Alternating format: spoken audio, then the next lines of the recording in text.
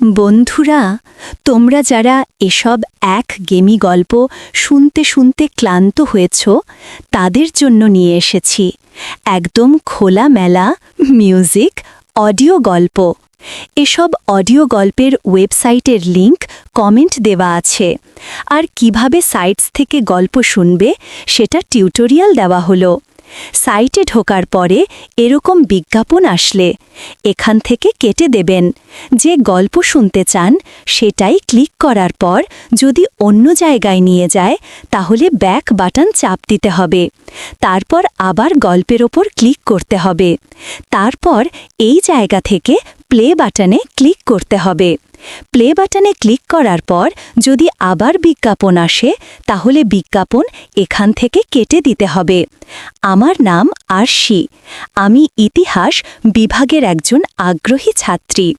ইতিহাস সবসময় আমার খুব প্রিয় বিষয়। আমার সৎ ভাই সুমন ভাই বয়স 21। তার সঙ্গেও আমার একই কলেজে পড়াশোনা। আমি প্রথম বর্ষে আর ভাইয়া দ্বিতীয় বর্ষে। আমরা একসঙ্গে ইউনিভার্সিটিতে যাই প্রতিদিন সকালে। আমাদের বাবা, মানে আমি বলছি মা, যাকে বিয়ে করেছেন উনি এখন আমার বাবা। আমাদের যাতায়াতের সুবিধার জন্য একটি মোটরসাইকেল কিনে দিয়েছেন। ভাইজা চালা আর আমি তার পেছনে বসি। আমার নিজের বাবা মারা গেছেন অনেক আগে, তখন আমি খুব ছোট। মা পরে আবার বিয়ে করেন। নতুন পরিবারটা অনেক আন্তরিক। সুমন ভাইজা বরাবরই শান্ত, দায়িত্ববান আর আমার প্রতি ভীষণ যত্নশীল। আমাদের দৈনন্দিন জীবনটা ছিল বেশ গোছানো। সকাল 8টায় বাবা মা দুজনেই অফিসে যান, আর তারপর আমরা দুজন ভাই বোন বাড়িতে তৈরি হই ক্লাসে যাওয়ার জন্য। একটা মাত্র বাথরুম, তাই সাধারণত আমি আগে গোসল করি, তারপর ভাইজা। আমি একটু বেশি সময় নেই, কারণ মেয়ে হিসেবে একটু প্রস্তুতির বাড়তি সময় তো লাগেই। সেই রুটিন মাফিক জীবনের একদিন হঠাৎ একটা ছোট্ট ঘটনা ঘটে গেল, যেটা আমার মনকে একটু অস্থির করে দিয়েছিল। সেদিনও মা বাবা অফিসে গেলেন যথারীতি। আমি বস্তা শেষ করে বাথরুমে ঢুকে দরজা বন্ধ করলাম। এমন সময় হঠাৎ মনে হলো দরজার নিচে যেন একটা ছায়া দেখা যাচ্ছে। প্রথমে ভাবলাম হয়তো লাইটের প্রতিফলন বা চোখের ভুল, কিন্তু যখন মুখে ফেস ওয়াশ লাগাচ্ছিলাম তখন আবার ছায়াটা নল। আমি এক মুহূর্ত চুপ করে দাঁড়িয়ে রইলাম। মনে হচ্ছিল কেউ যেন বাইরে দাঁড়িয়ে আছে, কিন্তু বাড়িতে তো তখন আমি আর ভাইজা ছাড়া আর কেউ ছিল না। মাথার ভেতরে অনেক চিন্তা ঘুরতে লাগল। হয়তো কিছুই না, হয়তো এটা নিছক কাকতালীয় কিছু। কিন্তু সেই মুহূর্তটা আমার মনে এক ধরনের আলোড়ন তৈরি করেছিল, যেটা সহজে ভুলে যাওয়া যায় না। এরপর গোসল শেষ করে বেরিয়ে এলাম, কিন্তু একটা অদ্ভুত অনুভূতি তখনও ভেতরে রয়ে গেল। সম্পর্কের গভীরতা বা জটিলতা অনেক সময় এমন ছোট্ট ছোট্ট মুহূর্তেই জন্ম নেয়া। হয়তো সেটাও ছিল তেমনি কোনো শুরু। আমি চেষ্টা করছিলাম মনকে শান্ত রাখার, নিজেকে বোঝাচ্ছিলাম সব কিছুই হয়তো আমার ভুল দেখা, কিন্তু মনটা মানছিল না। আমি ধীরে ধীরে গোসল শেষ করে কাপড় পরে নিলাম। যখন ওড়নাটা তুলতে গেলাম তখন আবার দরজার নিচে একটা অস্পষ্ট নড়াচড়া দেখতে পেলাম। বুকের ভেতর যেন হালকা কাঁপন জাগল, মাথায় প্রশ্নবিদ করছিল, এই কিছুই ছায়া? তবে কি? আমি আর দেরি না করে নিজের ঘরে চলে এলাম। প্রস্তুত হচ্ছিলাম ইউনিভার্সিটিতে যাওয়ার জন্য। কিছুক্ষণ পর ভাইরা ডাকল, চল, দেরি হয়ে যাচ্ছে। প্রতিদিনের মতোই আমরা বাড়ির দরজা বন্ধ করে বেরিয়ে পড়লাম। আমি ভাইয়ার পেছনে বসে ব্যাগটা সামলে নিলাম। পরদিন সকালে বাবা মা অফিসে চড়ে যাওয়ার পর আমি সিদ্ধান্ত নিলাম এই সংশয়ের জবাব আমাকে পেতেই হবে। মনে একটা কৌশল এলো। আমি মোবাইল ফোনে ক্যামেরা চালু করে সেটা এমনভাবে বাথরুমের বাইরের দিকে রেখে দিলাম যাতে কেউ যদি ইচ্ছাকৃতভাবে কিছু করে তা ধরা পড়ে। এরপর আমি বাথরুমে ঢুকে দরজাটা ভেতর থেকে বন্ধ করে দিলাম। কয়েক মুহূর্ত পর দরজার নিচে আবার একটা নড়াচড়া। এবার আর আমি বিধায় ছিলাম না, যা হবার তা ক্যামেরায় ধরা পড়েছে। গোসল ছেড়ে দ্রুত বেরিয়ে এসে মোবাইলটা হাতে নিলাম। নিজের ঘরে গিয়ে ভিডিওটা চালিয়ে দিলাম। সেখানে যা দেখলাম তাতে আমি স্তব্ধ হয়ে গেলাম। বিশ্বাস করতে কষ্ট হচ্ছিল, এটা কিভাবে সম্ভব? এত কাছের, এত বিশ্বাসের একজন মানুষ এমনটা করতে পারে? কিছু না ভেবে আমি আবারও ভাইয়ার সঙ্গে ইউনিভার্সিটিতে রওনা দিলাম। পেছনে বসে ওর কাঁধে হাত রেখে বসেছিলাম। একটু শক্তভাবে, তখনও অবাক হয়ে বলল, তুই ঠিক আছিস তো? আমি বললাম, হ্যাঁ ভাই, একটু অস্বস্তি লাগছে। তাই পুরো দিনটা অস্থিরতায় কাটল। ক্লাসে মন বসছিল না, আর বারবার মনে হচ্ছিল আমি যা জানি তা ওকে বলবো কিনা। দুপুরে বাড়ি ফিরে এলাম, তখনও সিদ্ধান্ত নিতে পারছিলাম না, ভাইজাকে বলবো নাকি চুপ করে থাকতে। শুইয়ে বারবার পাশ ফিরছিলাম, কিছুতেই ঘুম আসছিল না। অবশেষে আবার সাহস করে সেই ভিডিওটা চালিয়ে দেখলাম।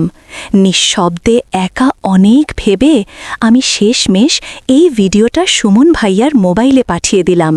আমি চেয়েছিলাম সে জানুক আমি সব বুঝে ফেলেছি।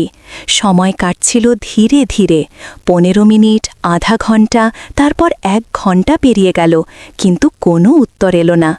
সারা রাত কেটে গেল এমনভাবেই, কোনো প্রতিক্রিয়া ছাড়া।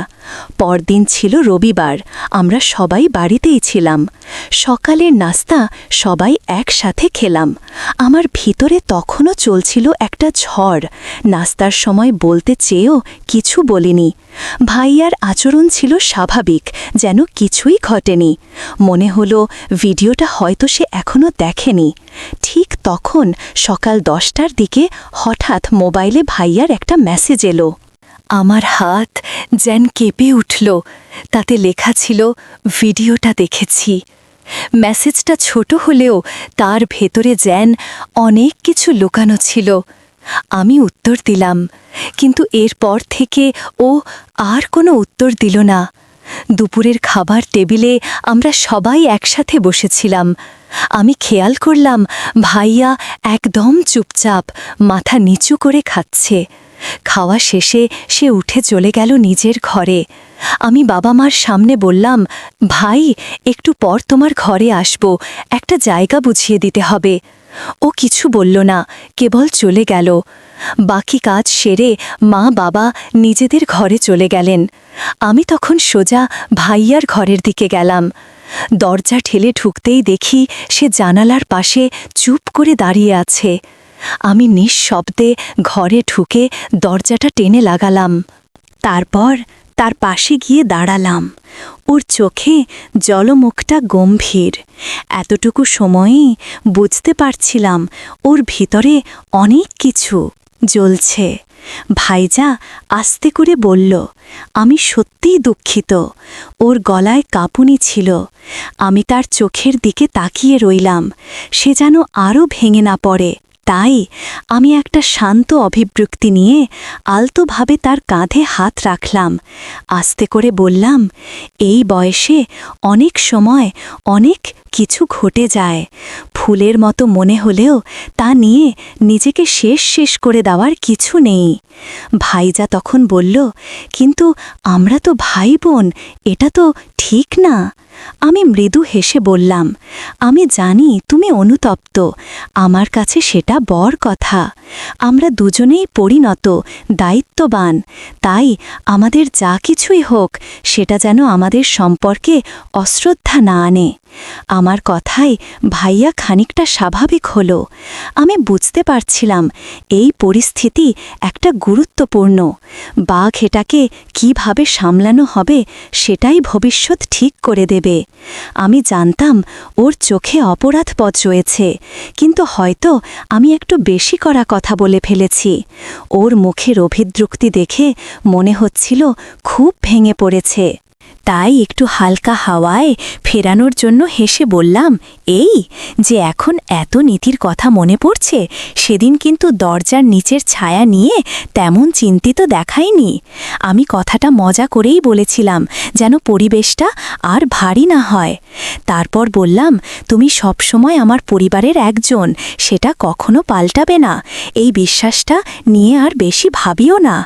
এরপর একটু মজা করে চোখটিত বললাম, কাল বিকেলে একটু সময় পেলে আমার সঙ্গে গল্প করো।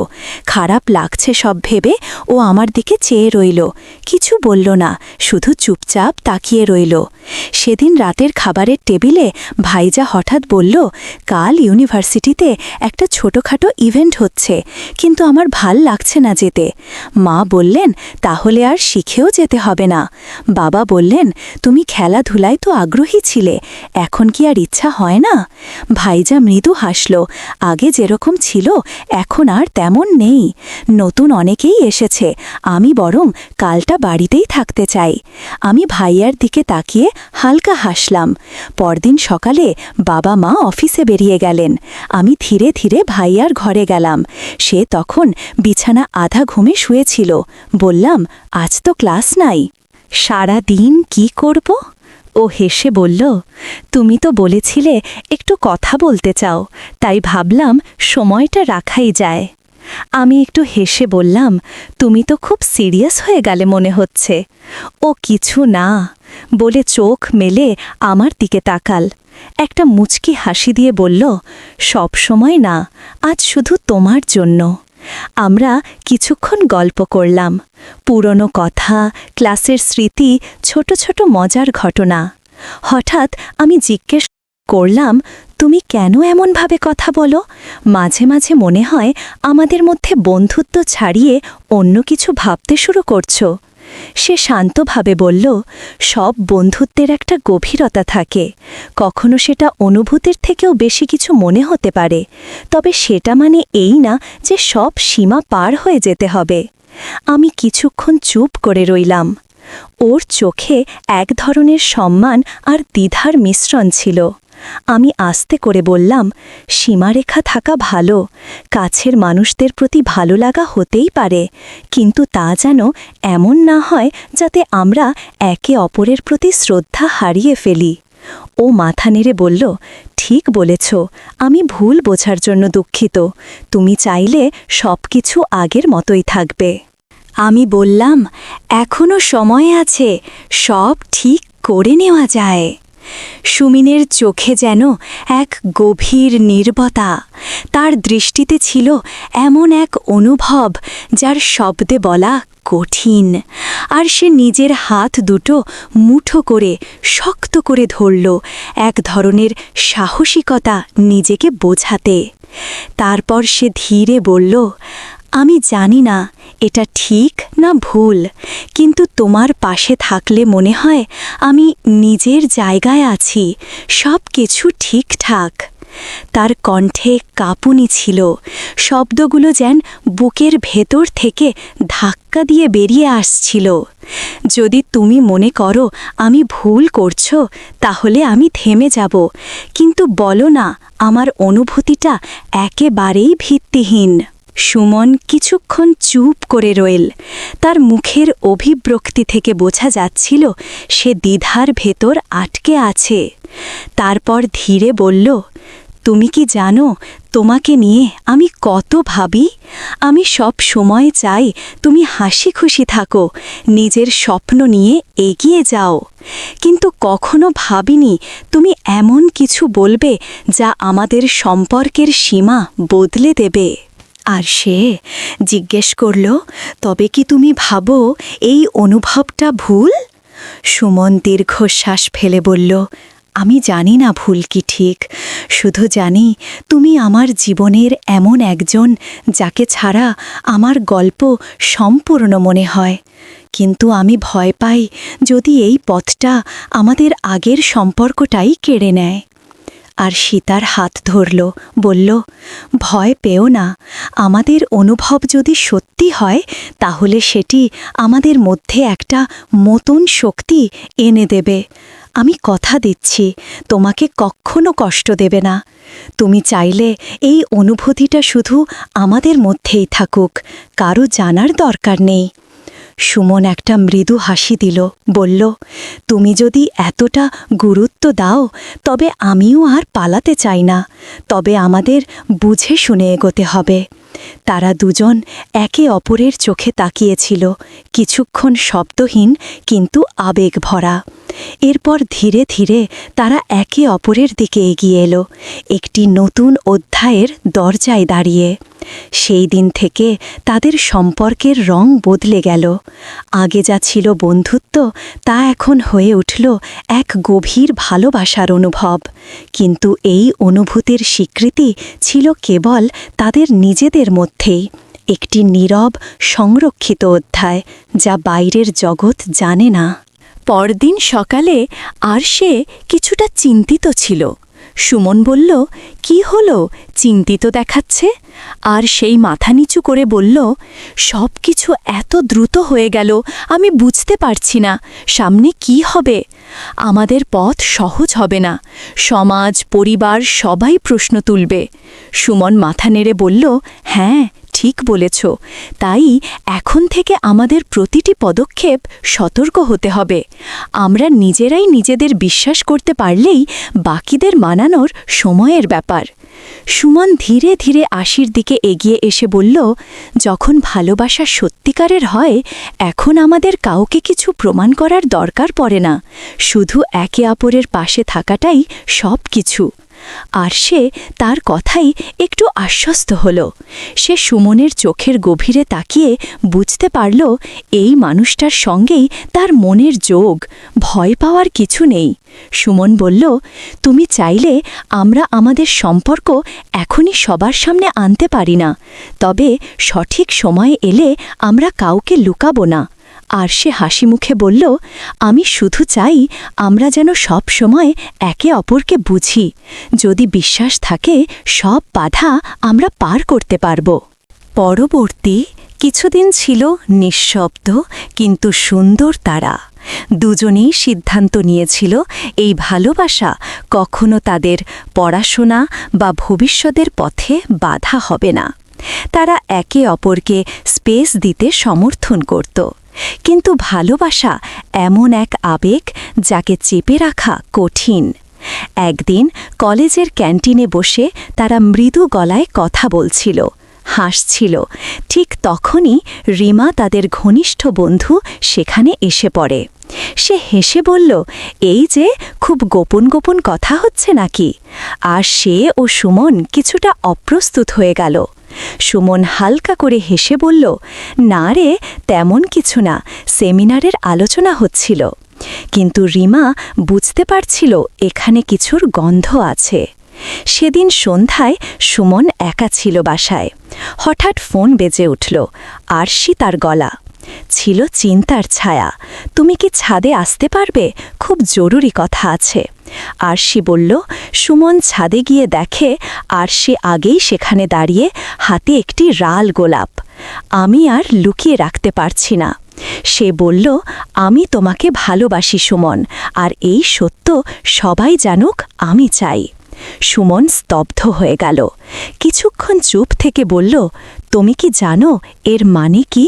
সমাজ, পরিবার, বন্ধু বান্ধব সবাই প্রশ্ন তুলবে। আরশি ধীরে বলল, তাদের চিন্তা আমার নয়, আমি শুধু চাই তুমি আমার পাশে থাকো, তাহলেই আমি সব প্রশ্নের উত্তর খুঁজে নেব। সুমনের চোখে জল এসে গেল। সে গোলাপটি হাতে নিয়ে বলল, তোমার সাহস আমাকে সাহসী করে তোলে। যদি তোমার ভালোবাসা এতটাই সত্যি হয়, তবে আমি সব বাধা অতিক্রম করব। তার কথা শুনে আশির চোখে এক আশ্রয়ের মমতা ফুটে উঠল। সে হাসল। সেই হাসিতে ছিল বিশ্বাস আর নির্ভরতা।